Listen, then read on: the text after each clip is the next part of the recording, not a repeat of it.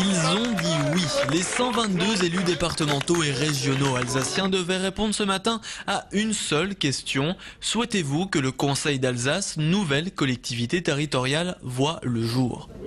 À une large majorité, sans une voix, le projet est officiellement sur les rails. D'ici à 2014, le Conseil général du Bas-Rhin, celui du Haut-Rhin et le Conseil régional d'Alsace ne formeraient plus qu'une seule collectivité. Les institutions actuelles vont-elles du coup complètement disparaître ? Bah oui, le principe c'est que c'est la fusion des deux conseils généraux et du conseil régional dans une collectivité nouvelle qu'on appelle le Conseil d'Alsace, qui reprend l'ensemble des compétences des deux conseils généraux et du conseil régional et qui reprend aussi des compétences nouvelles qui pourront être transférées.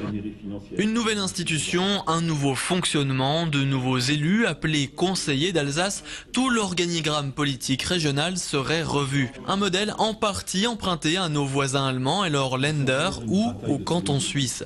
Un seul objectif, obtenir plus de voix d'arbitrage et de décision.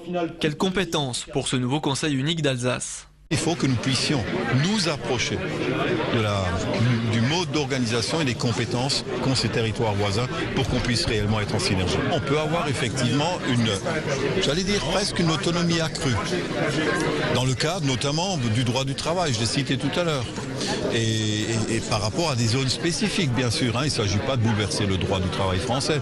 Les compétences actuelles des 3 collectivités fusionneraient. Exemple, les transports. Pour le moment, ils sont gérés indépendamment sur chaque territoire. Le réseau ferré par la région, les bus par les départements. Le nouveau conseil permettrait une uniformisation des moyens et donc des économies.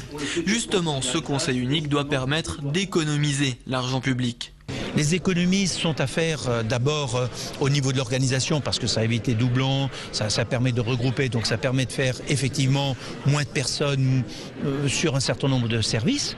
Mais ça ne veut pas dire que demain il y a moins de personnes présentes, ça permet tout simplement entre des besoins qui aujourd'hui sont remplis par des embauches nouvelles, d'éviter la multiplication des recrutements. Les porteurs du projet ont estimé à 500 millions d'euros le montant des économies générées dans les 20 prochaines années. Il y aura moins d'élus, 74 au lieu de 122. Reste la question des 8300 salariés des 3 conseils existants. Comment travailleront-ils dans cette future administration ?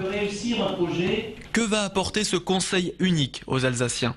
Ce sera plus simple puisque nous ferons un guichet unique, très clairement, de proximité, c'est-à-dire qu'ils auront quelque part un endroit, ils franchiront cette porte, la porte du Conseil d'Alsace et à proximité de leur domicile, et c'est là qu'on leur apportera toutes les réponses, qu'ils aient besoin d'un logement, encore une fois, d'un emploi ou d'autre chose. Dernière question qui fait polémique, où siégera le Conseil unique d'Alsace ? Pour donner son approbation au projet, Charles Büttner aurait obtenu la présence du Conseil unique à Colmar au détriment de Strasbourg. Rollo Ries, le maire socialiste de la ville, et Jacques Bigot, président de la communauté urbaine, sont très remontés.